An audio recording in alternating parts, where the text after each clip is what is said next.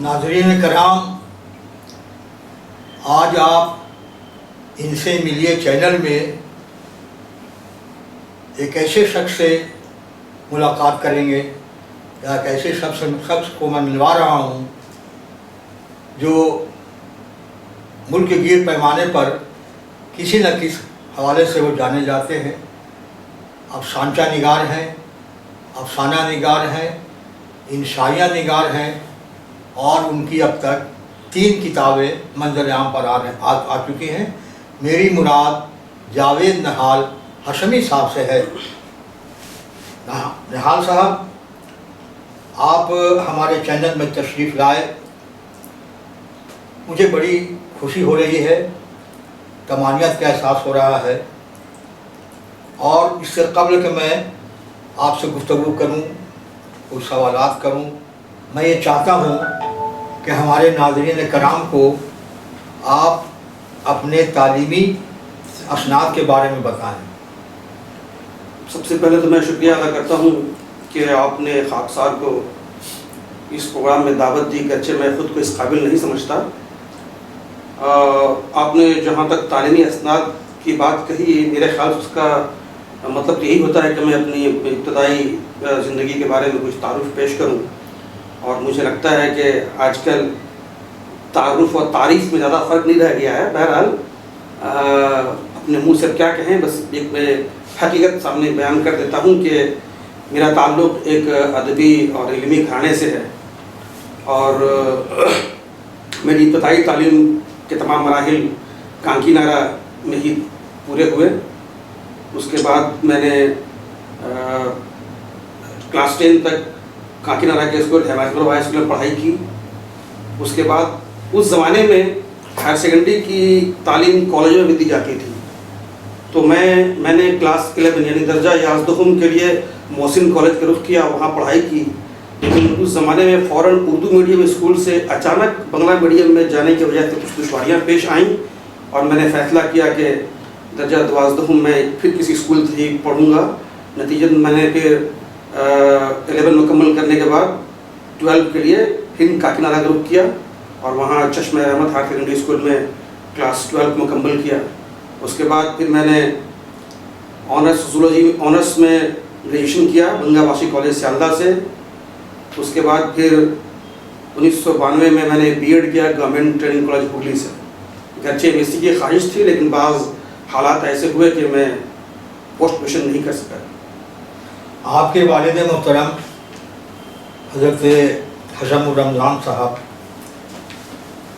उस्ताद शायर गुज़रे हैं और उनकी अदबी ज़िंदगी की बुनियाद जो पड़ी वो शायरी से और तमाम उम्र उन्होंने शायरी की, जब तक शायरी कर सके। आपने अफसाना लिखने का आगाज़ कब किया और क्या बात हुई कि आपने शायरी की तरफ तवज्जो नहीं दिया और अफसाना निगार बन गए? बहुत दिलचस्प सवाल है ये। अमूमन लोग समझते हैं कि शायर की औलादें भले ज़्यादा अच्छे बड़े शायर ना हों, लेकिन शायरी की लत तो लग ही जाती है।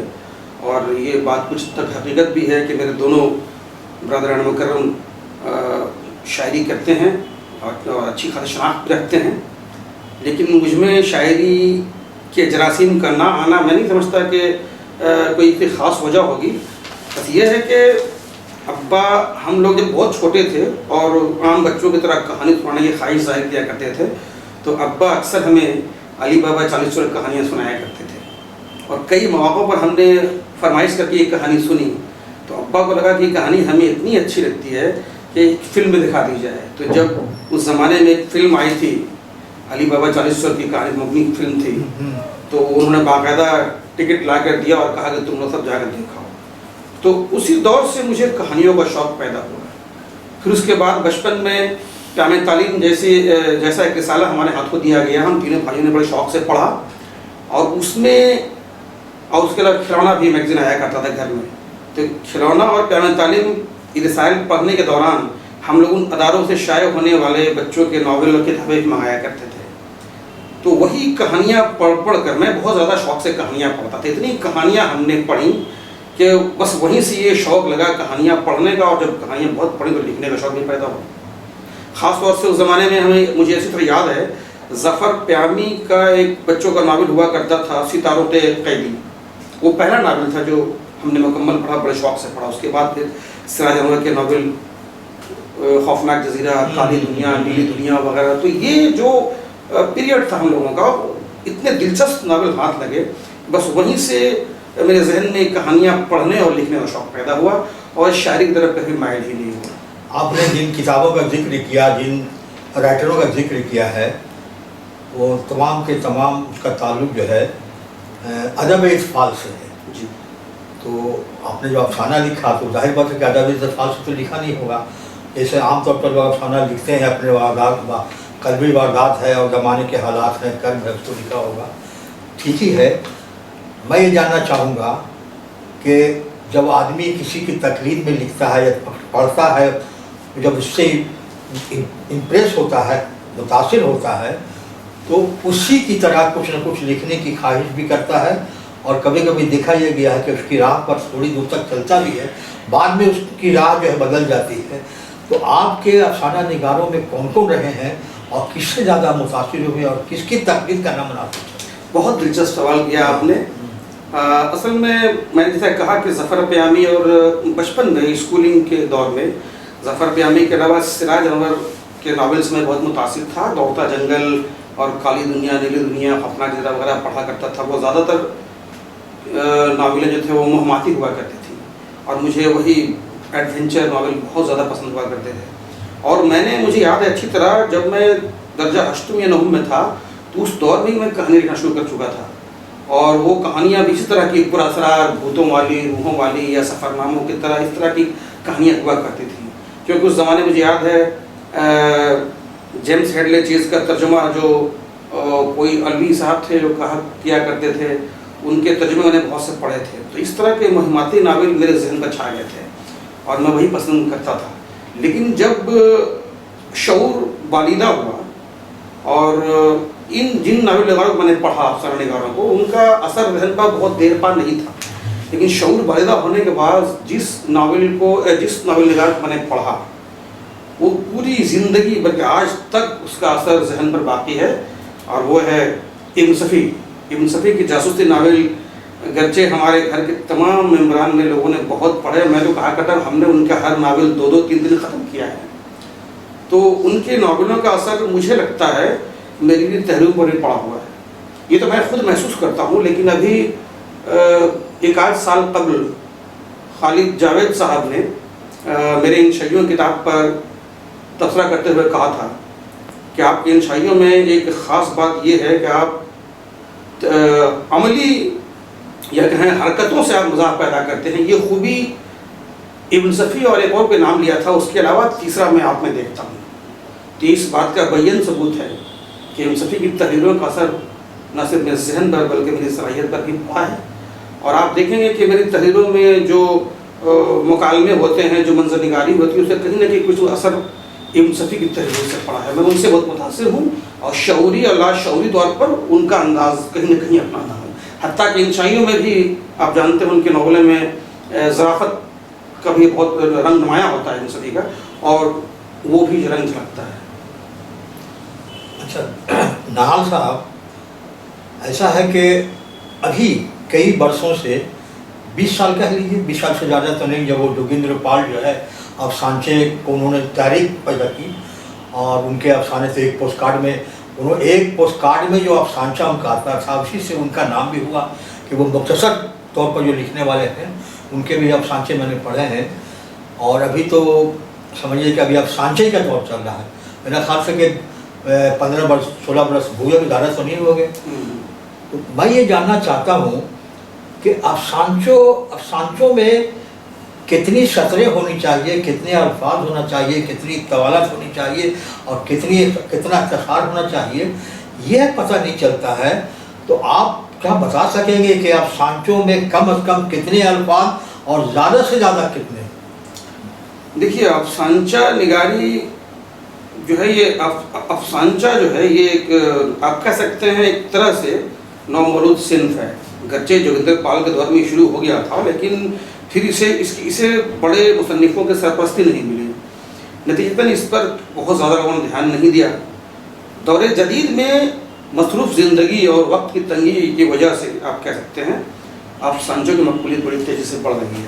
اور جب مقبولیت بڑھ رہی ہے اور زیادہ سے زیادہ افسانہ نگار پیدا ہو رہے ہیں، حتیٰ کہ کل تک جو افسانہ نگار بڑی ہیڈ سمجھتے تھے، صرف کو دھیان نہیں دیتے تھے اور وہ کہتے تھے کہ یہ بہت بیکار سی چیز ہے، اب اس کی مقبولیت دیکھتے وہ خود بھی افسانچہ لکھنا شروع کر چکے ہیں. وہ تو اب چونکہ یہ صنف ابھی بالکل نئی صنف ہے تو اس کے خد و خال ابھی ویل ڈیفائنڈ ہم کہہ سکتے ہیں نہیں ہوئے ہیں. مختلف لوگ الگ لوگ اپنے اپنے طور پر ڈیفائن کر رہے ہیں. اور کچھ صاحب تو ایسے ہیں، کئی صاحبان ہیں جنہوں نے، بلکہ وہ مجھے بعد میں معلوم ہوا کہ انگریزی ادب سے یہ بات لی گئی ہے 100 لفظی افسانچوں کا بھی ایک وہ حصہ ہے اس میں. بہت لوگ 100 لفظی افسانچے لکھتے ہیں. مجھے لگا کہ یہ شاید ہندوستانی اختراع ہوگی، لیکن معلوم ہوا کہ انگریزی ادب میں بہت پرانا ہے 100 ورڈ فکشنز.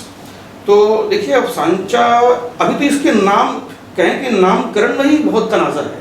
کوئی کہتا ہے یہ افسانچہ نہیں، یہ منی کہانی ہے، منی کہانی الگ ہے، افسانچہ الگ ہے. کوئی اسے مائکرو فکشن کہتا ہے. تبھی نام کرن میں ہی مسئلہ ہے، تو پھر اس کے خد و خال اور جسامت کا معاملہ تو واقعی بڑا کنٹروورسیل ہے. لیکن جو رجحان چلا آ رہا ہے اور بیشتر جس طرح کے افسانچے پسند کیے جا رہے ہیں، میں سمجھتا ہوں کہ کتابی سائز کا ایک صفحے میں جو مکمل ہو جائے وہ بڑا عام ہے، کامن ہے اور وہ بہت ہی کامیاب ہے.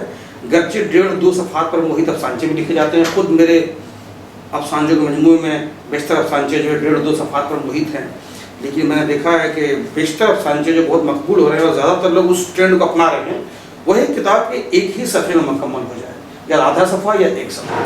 اس سے پڑھنے پر لوگ کہتے ہیں کہ وہ پھر وہ افسانچہ نہیں ہے، اسے اپنی نہیں کہا. کم سے کم دیکھیے کم سے کم لوگ تو ایک سطری بھی لکھتے ہیں، لیکن ایک سطری افسانچوں کا میں اس کے خلاف ہوں کہ اس میں دیکھیے افسانچہ جیسا بھی جتنا مختصر کہانی پن ہونا چاہیے. اور کہانی پن کا مطلب یہ ہوا کہ اس میں کلائمیکس بھی ہو، اٹھان ہو، اس طرح کا ہو. ایک سطری میں تو کچھ نہیں ہوگا سوائے ایک چست فقرے اور مکالمے کے. لہذا ایک سطری افسانچے کو میں افسانچہ نہیں مانتا. گرچہ خود مجھ سے بھی ایسے افسانچے سرزد ہو گئے ہیں 2-1، لیکن افسانچے عموماً 50 لفظ سے کم اگر ہوں تو پھر وہ اپنے کہانی پر نہیں آتا. اور میرے خیال سے 250-300 الفاظ کے اندر ہونے چاہیے، جو کہ آپ کو 1 سے 1.5 صفحات تک ہوئی.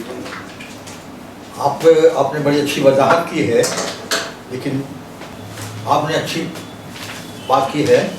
اور ایک جگہ تو آپ آئے ہیں، ایک جگہ اس معاملے میں آئے ہیں کہ طوالت جو ہے کتاب 1 صفحہ سے زیادہ اس کی طوالت نہیں ہونی چاہیے. اور ادھر یہ ہے کہ وہ اختصار کے بارے میں آپ کچھ نہیں کر سکے. تو میں اختصار یوں ہو کہ لوگوں کی دلچسپی بنی رہے، یہ نہ سوچے کہ چلو بعد میں پڑھیں گے. جیسے غزلیں دیکھ کر لوگ فوراً پڑھ لیا کرتے ہیں، تو افسانچی جسامت ایسی ہے کہ لوگ دیکھ کر فوراً پڑھ لیا کریں. اتنی سی بات. تو یہ ہے آپ کی رائے ہے کہ ایک کتاب کے صفحہ میں ہونا چاہیے. تو کیا ایسا ممکن نہیں ہے کہ افسانچہ نگار ایک پلیٹ فارم میں آ کر کے کوئی لازم عمل تیار کر دیں یا کوئی قاعدہ بنا دیں کہ ہاں اس کا خیال رکھیں؟ میں آپ کو بتاؤں کہ انشا کا جو سائز ہے رسالے کا، وہ تو آپ کو معلوم ہے پورے ایک پیج میں ایک افسانچہ شائع ہوا تھا. تو میں نے خط میں انشا کا جو ڈاک کا کالم ہے اس میں نے لکھا تھا کہ بھائی افسانچہ تو پسند آیا، لیکن اتنی طوالت کیوں؟ بالکل صحیح، اتنی طوالت کیوں؟ تو ایسا اگر ہو جائے تو اس سے کیا ہوگا؟ میں سمجھتا ہوں اس سے یہ ہوگا کہ افسانچے کو ایک وقار حاصل ہوگا، ورنہ اس کی حیثیت آگے چل کر کے ویسی ہو جائے گی جیسی حیثیت نثری نظموں کی ہے. میں آپ کو بتاؤں کہ نثری نظمیں لوگ کہہ بھی رہے ہیں، اس کی اشاعتیں بھی ہو رہی ہیں، لیکن اگر کسی سے پوچھیے کہ میں کس طرح سے سمجھ سکتا ہوں کہ نثری نظم ہو گئی یا نہیں ہوئی، کوئی بتا نہیں سکیں گے. کیوں نہیں؟ ایک قاعدہ ہونا چاہیے. تو آپ افسانچہ لکھ رہے ہیں تو آپ تحریک پیدا کیجیے کہ بھائی ہم لوگ کچھ پلیٹ فارم بنا کر کے اس کو ہم لوگ اشاعت کریں، اخبار میں دیں، رسالے میں دیں. چلیے آپ کے خیالات سے اچھا لگا مجھے. کم سے کم ایک بات تو سامنے آئی. اب رہی بات وہ اختصار کی کم سے کم کتنے الفاظ، تو بعد میں فیصلہ ہو جائے. اس کے خد و خال طے ہو رہے ہیں، طے ہونا چاہیے. یہ بات چل رہی ہے. اچھا آئیے میں دوسری طرف آتا ہوں. آپ نے افسانہ لکھا، लिखा तो तवातुर के साथ लिखा है, फुल स्टॉप हुआ नहीं, लिखा तो लिखा, चल पड़े तो चल पड़े। और दीवार अफसानों का मजमुआ दीवार मंजर आम पर ले आए, मैं भी उसमें शरीक था। बहुत शानदार तरीके से आपने उसकी रस्म इजरा फरमाई, रुनुमाई फरमाई, और इतनी शानदार उसकी सूरत थी रस्म इजरा की कि हम तो ये हो गया कि भाई काफ़ी आपने पैसे वैसे खर्च किए। तो शौक़ का मामला है, आदमी पैसा खर्च करता है, लेकिन बहुत बावकार तरीके से उसका इजरा हो गया। और मैं ये समझ रहा था कि देखें आने वाले जो दिन हैं इसमें अफसानों का मजमुआ कैसा आता है, तो दूसरा तो आना चाहिए ना। लेकिन उसी दरमियान में मालूम हुआ कि अफसानचे का मजमुआ आ गया। तो 2016 में दीवार और 2019 में अफसानचे का, और फिर मैं इंतजार ही कर रहा था कि अब क्या होगा। तो क्या वो है नहीं, उसका नाम है वो क्या, कोई लौटा दे मेरे, हाँ कोई लौटा दे मेरे, है ना, वो लौटा दे मेरे, वो आ गया। तो ये 3 सिन्फ हैं, तीनों किताबें जो आपकी आई हैं वो 3 सिन्फों पर मुश्तमिल है। क्या ऐसा नहीं लगता है नहाल साहब कि अफसाना निगारी आपसे छूट रही है या पीछे चली गई?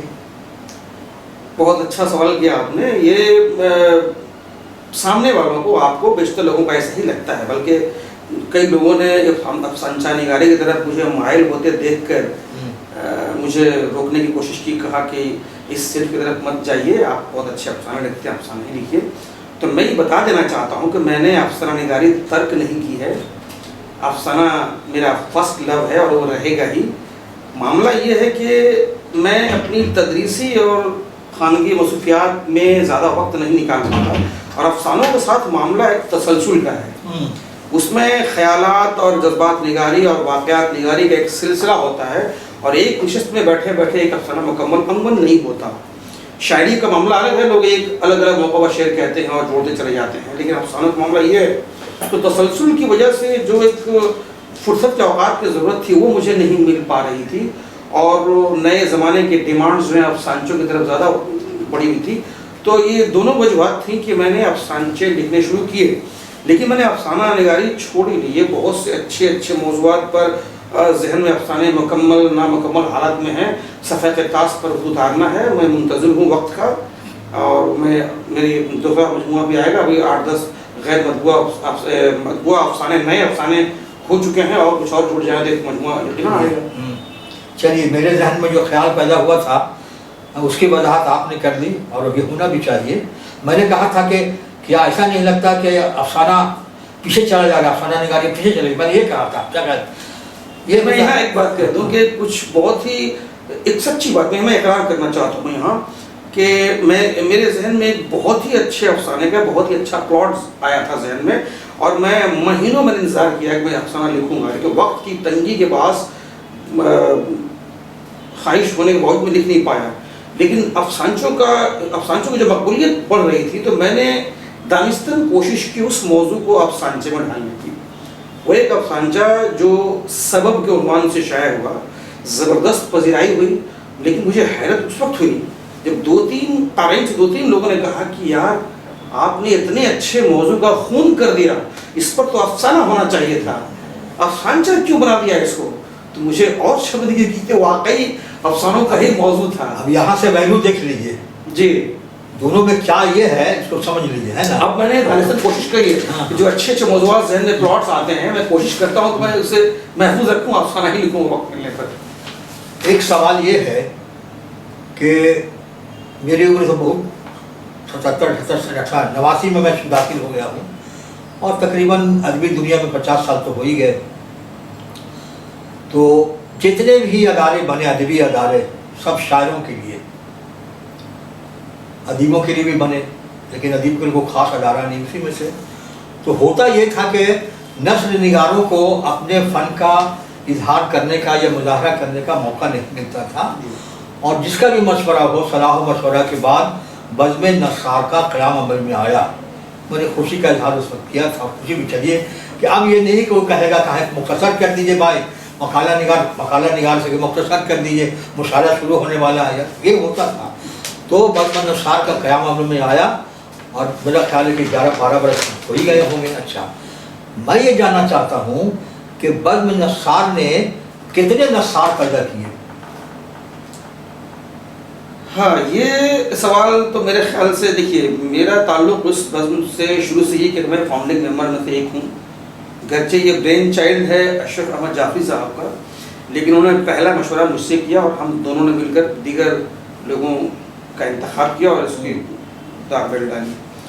तो ये इदारा इस मकसद से ही बनाया गया था कि नस्ल निगारों को कहीं मौका मिलता नहीं था पढ़ने के लिए, और ये खालिद, इसमें बड़ी सख्ती एक बात भी थी कि इसमें शेरी तख्लीक़ात सख्त ममानियत थे पढ़ने की। आप शेरी तख्लीक़ात पर तनकीद पढ़ लेते हैं, पढ़ें, लेकिन वो पढ़े नस्ल पढ़े, जी हाँ, लेकिन नस्ल की शक्ल में पढ़नी होती थी।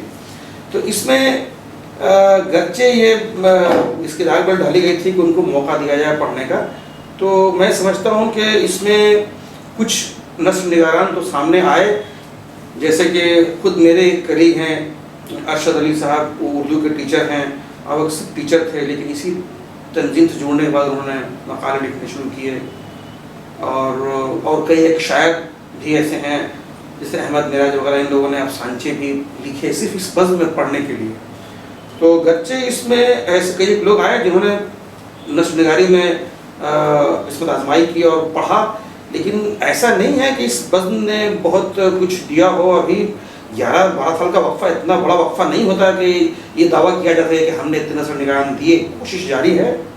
हाँ, ये ज़रूर है कि अब जितने एक्टिव मेंबर्स थे इसके, अब वो इतने एक्टिव रहे नहीं, और मैं तो कहूँगा कि अब ये बज़्म नस्सार वर्चुअली एक वन मैन आर्मी हो रह गई है। अशरफ अहमद जाफरी साहब एक तरह से अकेले ही चला रहे हैं, बाकी जो है वो साथ में तो हैं, लेकिन अपना जितना कुछ देना चाहिए तो उतना कोई दे नहीं पा रहा है। मैं खुद जो है अपनी मसरूफियात और दीगर तरजीहात की वजह से ज़्यादा वक्त नहीं दे पा रहा हूँ। मुझे याद है आपने खुद ही मुझे मशवरा दिया था कि नहीं, ये बहुत अच्छी तहरीक है, आप फिर से जुड़िए और लगिए। तो मैंने फिर से जुड़ने की कोशिश की है और मैं शरीक भी हो रहा हूँ, कोशिश कर रहा हूँ। दुआ कीजिए कि कोई और भी नस्ल निगार पैदा हो हमारी तरफ से। आपकी बातों से कुछ बातों का इल्म हुआ और मेरी लिए ख्वाहिशात बज़्म नस्सार के साथ है। मैं शरीक भी हुआ हूँ, सदारत भी की है और होता रहता हूँ। ऐसा है कि कई खूबियों से मुत्तसिफ हर शख्स नहीं हो सकता।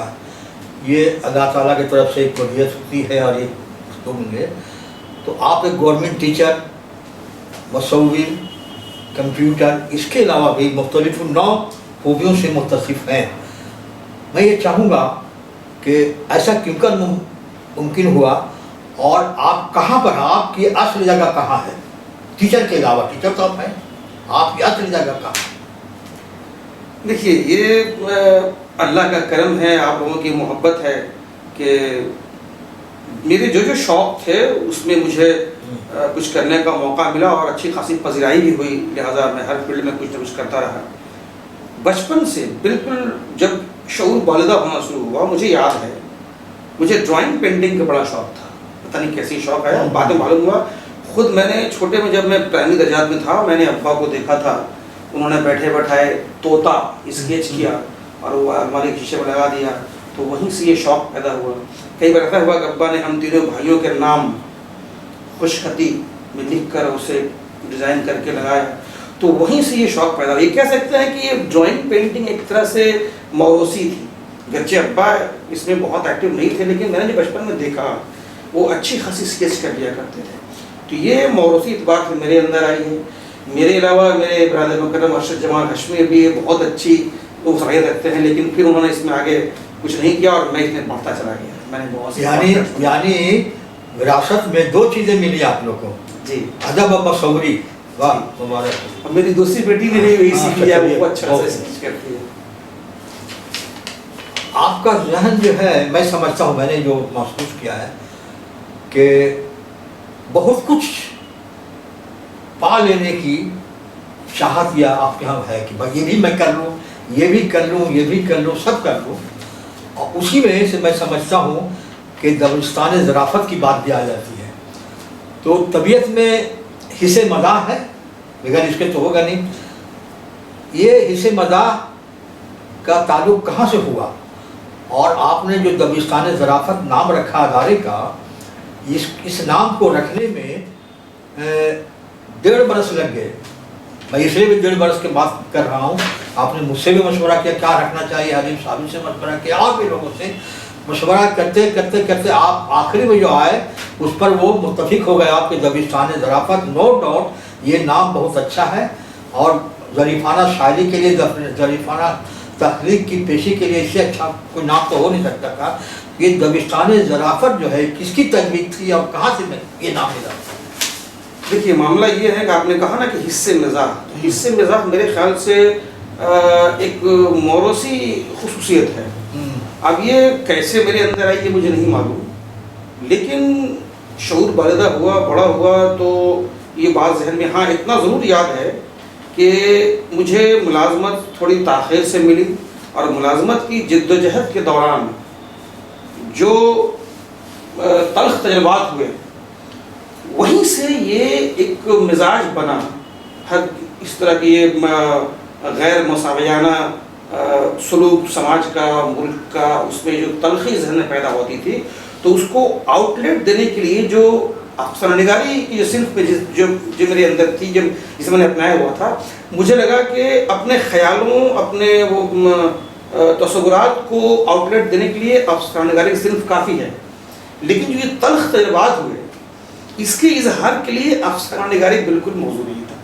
तो वही तल्ख तजुर्बात ने मुझे इस दूसरी सिनफ तरफ माइल किया। मुझे अच्छी तरह याद है तंज़ मज़ाह एक पहली तख्लीक जो मेरी थी वो थी ज़रूरत है। ये बेरोज़गारी के दौर में इस तरह के इश्तहारात मिलते थे, ज़रूरत है, ये जगह खाली है। और उस ज़माने में जितनी जगह मैंने इंटरव्यू के लिए फॉर्म भरे, इंटरव्यू दिया, मालूम हुआ कि जगह खाली है, ज़रूरत है, जो वो सब दिखावे की चीज़ें हैं, जगह ऑलरेडी भरी होती हैं और ज़रूरत नहीं होती है।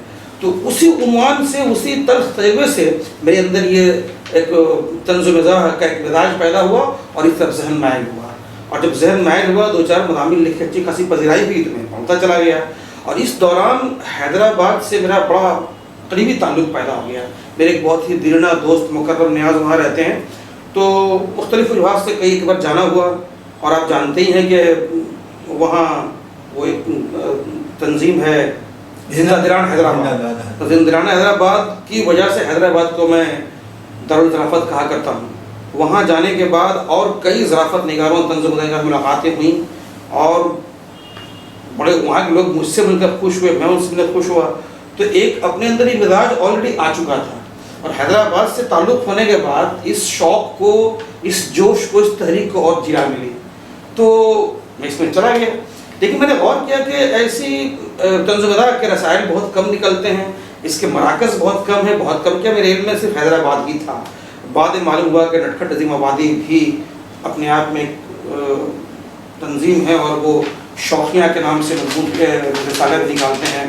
तो मैंने देखा कि इसके मराकज़ कम है, रसायल कम हैं और इसमें लिखने वाले भी कम हैं, क्यों ना इसमें ही तबाज़माई की जाए। तो मैंने दानिस्तान नहीं किया, मिजाज बनता गया, माहौल बनता गया।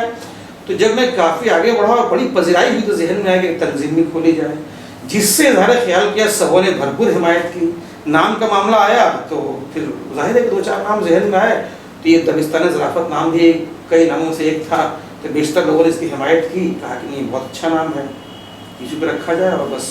तो नहीं, दबिस्तान ज़राफ़त तो नाम बहुत अच्छा है और आपने जो गुलस्तान ज़राफ़त अपने अव्वलीन जो है प्रोग्राम का या सुविधा निकाला वो बहुत अच्छा है। तो मुझे जो शक था वो आज आपने दूर कर दिया उस शक को। वो शक क्यों था कि मेरे जहन में ये बात थी कि जावेद नहाल हशमी साहब हैदराबाद गए हैं, यकीनन वहाँ से इंस्पायर हो गए नाम हम, इसलिए कि मैं हैदराबाद में 3 रोज तक रहा। 1980 के लगभग वहाँ अंजुमन तरक्की उर्दू हिंद का वहाँ 3 रोज़ा इजलास हुआ था। तो मैं 3 दिन रहा था। तो हैदराबाद को अच्छी तरह से देखने का, परखने का, समझने का, लोगों से मिलने का, तो ये हुआ। तो एक तो ये मुझे खुशी हो रही है कि जहाँ तक मेरा ध्यान गया था कि हो ना हो इस नाम का ताल्लुक उधर ही से है, तो आपने बता भी दिया, अच्छी बात है, इसको चालू रखिए। और एक सवाल इसी से जुड़ा हुआ है कि अदारे तो बहुत बढ़ रहे हैं, लेकिन अदारे जब तक के सरगर्म नहीं होंगे, कोई भी अदारा हो, किसी भी नुक्ता से अदारा हो, किसी मौजू के लिए हो, तो उसमें सरगर्मियाँ होनी चाहिए। तो मेरा ख्याल है कि आपने जाड़े में शायद ये इसका प्रोग्राम किया था, है ना? तो 4-5 महीने से हो गए, जी जी। तो फिर कब इरादा है? हाँ, ये अच्छा मौका दिया आपने। मैं खुद भी ये कहना चाहूँगा लोगों से कि गरचे मैंने इसकी दाग बेल डाल दी है इदारे की, और एक पहली नशस्त भी हो गई है, और ख्वाहिश थी कि हर महीना ना तो कम से कम 2-3 महीने गैप से ज़रूर हुआ करेगा। गरचे अशरफ साहब ने मुझे कहा था कि आपको इस मैदान में लिखने वाले कम मिलेंगे, और हर माह आपको लिखने वाले और पढ़ने वाले भी बहुत कम मिलेंगे, कि आप चला पाएंगे हर महीना? तो मैंने कहा कि हर माह ना सही, 2 माह पर सही। तो ऐसा हुआ कि तो से ज़्यादा कई लोग लिखने वाले हैं, ख्वाहिशमंद भी हैं पढ़ने के लिए, लेकिन मैंने कई मौक़ों पर कहा है कि मेरी ज़िंदगी के 2 नुमायाँ मुख्तलिफ पहलू हैं, एक है तदरीस और दूसरा है अदब। और मैं मज़ाहन तदरीस को कहता हूँ कि ये तदरीस से मेरी शादी हुई है, साइंस से मेरी शादी हुई है, और अदब से मेरा मुआशका चलता है। तो मुआशके में ज़्यादा डूबे रहने से ज़ाहिर है कि गृहस्थी को नुकसान पहुँचने का डर रहता है। तो मैंने अपनी गृहस्थी बचाने के लिए उसको तरजीह देने के लिए इधर से थोड़ा ताल्लुक दूर कर लिया है। गरचे मैंने कतई ताल्लुक नहीं किया है, लेकिन हाँ, तदरीसी सरगर्मियाँ, तदरीसी जिम्मेदारियाँ और फ़राइज़ हमेशा से अवलियत रखते हैं मेरे लिए, और उसी वजह से मैं बड़ा वक्त कम दे पा रहा हूँ। मुझे शर्मिंदगी थोड़ी है, मुझे कोशिश करनी चाहिए कि जल्दी एक और नशस्त हो, लोग मुंतज़िर भी हैं ख्वाहिशमंद पाने के। तो इंशाअल्लाह मेरी कोशिश जारी है, और बहुत जल्द मैं अगली नशस्त भी करूँगा। 2 सवाल और रह गए हैं, एक सवाल को मैं ड्रॉप कर रहा हूँ, 2 सवाल आपको लेना है। टीचर के तौर पर भी आपका नाम है, मैंने जो जहाँ तक मुझे खबर मिली है, मैं तो टीचर नहीं हूँ, उसमें यह है कि मैं जानना चाहूँगा कि जो टीचरों की जो अंजुमन होती है, हर सतह के टीचरों की होती है, प्राइमरी, सेकेंडरी या तो उसमें उसकी तंजीम में आप कहाँ हैं, किस हैसियत में? जी, बड़ा अच्छा सवाल किया, और मैं इसका बहुत ही वाज़ा जवाब दूंगा। टीचरों की जितनी तंजीमें हैं, चाहे कुल हिंद पैमाने पर हो या सूबाई सतह पर हो, इनको हम लोग 2 किस्मों में बांट सकते हैं। एक जिसका सियासी रंग होता है, जिसकी बुनियाद सियासी होती है, कोऑर्डिनेशन कमेटियाँ होती हैं और इस तरह का, तो वो टीचरों के हुकूक के लिए लड़ने के लिए वो तंजीमें बनाई जाती हैं, और उसमें पॉलिटिकल इंटरफेरेंस बहुत ज़्यादा होता है। तो ऐसी तंजीमों से मेरा कोई ताल्लुक़ नहीं है, अगर सर्विस की वजह से है तो बराए नाम ताल्लुक़ है, ये अलग बात हुई। और एक है तालीमी तहरीक को आगे बढ़ाने के लिए अपने कौम और मिलत ने बच्चों में, या यूँ कहें कि उर्दू स्कूलों में मायार तालीम को बुलंद करने के लिए अगर कोई तंजीम अगर है, तो ऐसी तंजीमें मेरे इल्म में हैं, कई एक हैं, ख़ास तौर से all India ideal teachers association, Andhra Pradesh, Telangana, Maharashtra बहुत ज़्यादा एक्टिव हैं। हमारे बंगाल में, बिहार में, उत्तर नॉर्थ इंडिया में ऐसी कोई तंजीम मुझे नज़र नहीं आती। अगर होगी तो उतनी फ़ाल नहीं है, अगर फ़ाल होगी तो मैं बेखबर हूँ, लिहाजा ऐसी किसी तंजीम से वाक़ियत नहीं है। लेकिन साउथ इंडिया के कई तंजीमों में मुझे इल्म है कि बड़ी फ़ाल तंजीमें हैं, काम भी कर रही हैं अच्छा, लेकिन मैं उनसे जुड़ नहीं पाया हूँ, क्योंकि वो ज़्यादातर महाराष्ट्र बेस्ड हैं। व्हाट्सएप ग्रुप में मैं हूँ, मैं देख रहा हूँ, ज़्यादातर बातें और तफरीक काम सब महाराष्ट्र सिलेबस और बोर्ड के मुताबिक होती हैं। मैं चाहता हूँ कि बंगाल में कम से कम एक यहाँ ऐसी तंजीम हो, और उसके लिए मुखलिस टीचरों की तलाश है, कई एक मेरी निगाह में है। मैं चाहता हूँ एक तंजीम ऐसी यहाँ भी हो जो उर्दू स्कूलों में मयार, गिरते हुए मयार को रोकने, ठीक करने की तरफ पेशरफ्त करे। तो इंशाअल्लाह ऐसी तंजीम अगर कोई और बनाता है तो मेरा भरपूर ताउन होगा, और अगर नहीं बनता है तो मैं पहली फुर्सत में ऐसी तंजीम की दाखिल डालूंगा। अच्छे व्हाट्सएप शक्ल में मैंने ऐसे ग्रुप बनाए हुए हैं, और एक ख़ास तंजीम में जिक्र करना चाहूँगा, अंजुमन फ़रोग़ साइंस, जिसे हम मुख्तसर में एनफ्रॉस कहते हैं। ये गरचे इसका हेडक्वार्टर दिल्ली में है, लेकिन ये बहुत ही फ़ाल है। अलीगढ़ तारीफ का अलीगढ़ ब्रांच बहुत ही एक्टिव है, बाज़ औक़ात लगता है कि अलीगढ़ ही इसके हेडक्वार्टर है। तो इस तंजीम से मैं जुड़ा हुआ हूँ, वो ख़ास तौर पर उर्दू स्कूलों में साइंस का फ़रोग़ के लिए है। चूँकि मैं साइंस का टीचर हूँ, लिहाजा इस तरह तंजीमों से मेरा जुड़ा होना फितरी है, लेकिन मैं चाहता हूँ कि ओवरऑल तालीम और तल्लुक़ ओवरऑल, चाहे वो तारीख़ जोग्राफिया का मामला हो, उर्दू का मामला हो, वो उर्दू स्कूलों में मेरा तालीम बुलंद हो। उसको अगर करने के लिए कोई तंजीम सामने आती है तो मेरा भरपूर ताउन रहेगा, और नहीं आती तो इंशाअल्लाह मैं पहली फुर्सत में करूँगा। मालूमात तो आपने पेश की हैं। आखिरी सवाल ये है कि औलाद के ज़िम्मेदारियों में या औलाद की मोहब्बत इस तौर पर भी ज़ाहिर होती है कि अपने पेदर बुजुर्गवार के लिए उनके बाद कोई काम करे, उनको ज़िंदा रखने के लिए, उनके नाम के लिए। उसकी बहुत सारी सूरतें होती हैं। अगर मजहबी तौर पर आप कहेंगे तो उनके सवाब के लिए, इशारे सवाब के लिए होता है। लेकिन जब एक शायर और अदीब की बात आती है तो उसके नाम को रोशन रखने के लिए, ज़िंदा रखने के लिए, काम रखने के लिए जो भी नाम दे दीजिए तो कुछ न कुछ उसकी सूरत निकाली जाती है। कोई उसके नाम से अवार्ड जारी करता है, कोई बज़्म बनाता है, जो भी जिसकी समझ में आता है। तो मैं आपसे सिर्फ नहीं बल्कि आपके हवाले से मैं और भी जो है उनके साथ शायद आपके बरादरान हैं कि अब तक के हज़रत हशमुर रमज़ान के नाम से कोई अवार्ड कायम क्यों नहीं हुआ? हाँ जी, अच्छा दिलचस्प सवाल है और अहम सवाल भी है। मुझे खुशी है कि ये मौका फराहम किया आपने कि मैं इन बातों को सामने रख सकूँ लोगों के। ये सही है कि अब्बा के ताल्लुक़ से अवार्ड जारी करने का प्रोग्राम भी है। हम भाइयों ने और रिश्तेदारों ने मिलकर एक इदारा भी बनाया है हर्फ के नाम से, हशमुर रमज़ान फाउंडेशन, और उसके बैनर तले बहुत से प्लानिंग्स हैं। शुरू में कई मंसूबे बनाए गए थे जिसमें से बाद में एहसास हुआ कि इन मंसूबों को अमली जमा पहनाने के लिए जो मैन पावर चाहिए, जो वक्त चाहिए, हम सब भाई मुख्तलिफ जगहों पर पोस्टिंग होने की वजह से, सरकारी मुलाजम होने की वजह से बड़ी परेशानियाँ आ रही थीं। तो हमने अपने मंसूबों को मुख्तसर किया, महदूद किया। और हमारे एक छोटे भाई हैं शाहिद जलाल हशमी, वो बहुत ही एक्टिवली काम कर रहे हैं। मैं बता दूं, आपने अखबारों में शायद पढ़ा भी होगा कि अब्बा के नाम से बहुत से काम हो रहे हैं। उनके नाम से स्कूल भी, उनके नाम पर स्कूल नहीं रखा गया है लेकिन वो उनकी याद में ही स्कूल उन्होंने खोला है और कई फलाही काम हो रहे हैं अब्बा के नाम से। हाँ, अदबी मामले में जहाँ तक अवार्ड का मामला है, ये मंसूबा है और अपनी मसरूफियात की वजह से, चूँकि हम लोग भाई जो है अलग अलग जगह स्टेशन हैं सरकारी मुलाजमत की वजह से, तो एक साथ बैठना, मीटिंग करना ज़रा मुश्किल हो जाया करता है। और कभी एक को वक्त मिला दूसरे को नहीं है, दूसरे को मिला तीसरे को वक्त नहीं मिलता। तो इन वजूहात के सबब ये मुमकिन नहीं हो पाया है। लेकिन ये पाइपलाइन में है। सिर्फ अवार्ड ही नहीं, तरही मुशायरे उनके नाम से, उनकी याद में, और दीगर, जैसे अब्बा के ज़िंदगी के दो पहलू थे, तालीमी और अदबी। तो अदबी अवार्ड तो जारी करना ही है। मेरे ज़ाती ख्याल और मेरे भाई सब मुत्तफ़िक़ हैं कि तालीमी अवार्ड भी जारी किया जाए उनके नाम से। हाँ, ताख़ीर ज़रूर हो रही है, बहुत सी वजूहात हैं उसकी।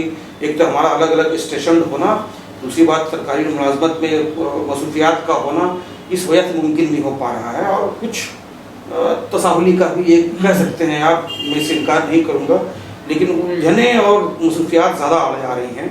तो इंशाअल्लाह वो सब तैयारियाँ हो रही हैं, बहुत तक हो गई हैं। उन पर किताब भी आने वाली है, अवार्ड भी इंशाअल्लाह बहुत जल्द जारी हो जाएगा। बहुत खूब जनाब नहाल हशमी साहब, मेरे जहन में एक बात थी, उसकी वजाहत हो गई आपकी बातों से, और होना भी चाहिए। इससे पहले कि हम दोनों की गुफ्तगू मौकूफ़ हो, मैं चाहता हूँ कि हमारे नाज़रीन को अपने एक अफसानचे से मुस्तफ़ीज़ फरमाएं या महदूद फरमाएं। जी शुक्रिया। एक अफसानचा है, मेरे ख्याल से ये तो कुछ महीने कबल मैंने कहीं सुनाया होगा, याद नहीं आ रहा, फेसबुक पर ज़रूर दिया था। ये अफसानचा मुझे बतौर ख़ास बहुत पसंद है, इसलिए मैं सुनाना चाहूँगा। उन्वान है झूठ की जन्नत। झूठ की जन्नत। जी। गरचे इससे मैंने किसी और उन्वान से पहले कहीं इसको शाये किया था। झूठ की जन्नत। ये निगहत ने ट्यूशन जाना क्यों बंद कर दिया? उन्होंने बेगम से पूछा। कह रही थी आने जाने में काफ़ी वक्त निकल जाता है, सेल्फ स्टडी में ज़्यादा वक्त देकर तैयारी मुकम्मल कर लेगी। और नदीम को क्या हुआ? 2 हफ्तों तक मुझे मनाता रहा कि उसे अपने दोस्तों के साथ दार्जिलिंग घूमने जाना है। फिर मैंने हामी भर ली तो अब जाना नहीं चाहता। बता रहा था कि उसका कुछ दोस्तों के साथ झगड़ा हो गया है, اس لیے ان کے ساتھ نہیں جائے گا. تعجب ہے وہ پرتفکر انداز میں بڑبڑائے. تعجب تو پہلے پل انہیں بھی ہوا تھا. بیگم نے ان کی آنکھوں میں دیکھتے ہوئے کہا, کس بات پر؟ جب آپ نے اسکوٹی چھوڑ کر سائیکل سے دفتر جانا شروع کر دیا تھا. آپ نے بھی افسانچہ پیش کیا, اچھا افسانچہ, اور کم وقت میں تو افسانچہ پڑھا جاتا ہے, لکھا بھی جاتا ہے. آپ ہمارے چینل ان سے میڈیا میں تشریف لائے, موقع نکالا, زحمت فرمائی, ہمارے سوالوں کا جواب اچھے ڈھنگ سے دیا, تفصیل سے دیا, بلا جھجک دیا اور بلا کسی تردد کے دیا. اس کے لیے میں آپ کا شکر گزار ہوں, اور میں سمجھتا ہوں کہ آپ کی گفتگو سے ہمارے ناظرین محظوظ ہوئے ہوں گے. اسی باتوں کے ساتھ پھر ہم دونوں ملتے ہیں, باتیں ہوگی لیکن آئندہ بھی باتیں ہوں گی, لیکن انشاءاللہ آپ کی جگہ میں کوئی اور ادیب یا شاعر تشریف لائیں گے. بہت بہت شکریہ.